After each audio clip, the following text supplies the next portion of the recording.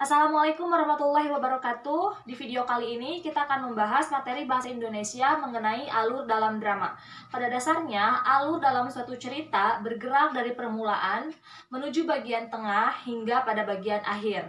Dan alur dalam drama kita mengenal dengan adanya bagian-bagian, yang pertama orientasi, yang kedua komplikasi, dan yang ketiga resolusi. Yang dimaksudkan dalam orientasi dalam hal ini adalah menentukan aksi dalam waktu dan tempat.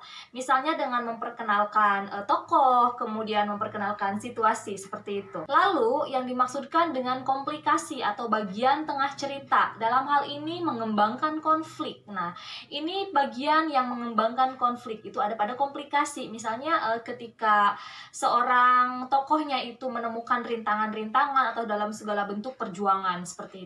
Yang ketiga, mengenai resolusi ya.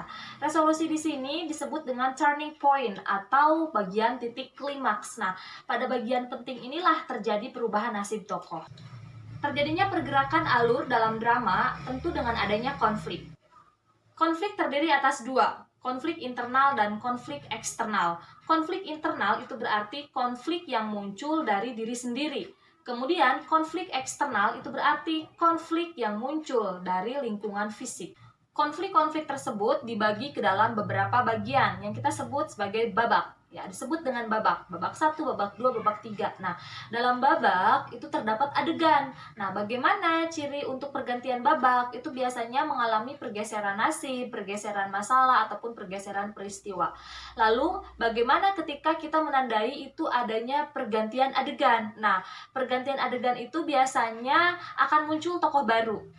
Kemudian dalam drama terdapat prolog, dialog, dan epilog. Prolog ini terdapat di awal, cerita awal nih, biasanya dengan memperkenalkan tokoh-tokohnya. Kemudian dialog, dialog itu berupa percakapan. Nah, percakapan dalam bermain drama ini lebih tegas ujarannya, lebih tertib dibandingkan dengan kita ujaran sehari-hari. Dan epilog, epilog ini ada di bagian akhir, biasanya bisa berupa simpulan atau amanat yang disampaikan. Demikian pemaparan materi mengenai alur dalam drama, struktur drama dalam materi bahasa Indonesia. Jangan lupa untuk like dan subscribe agar kalian tidak ketinggalan untuk materi-materi berikutnya. Assalamualaikum warahmatullahi wabarakatuh.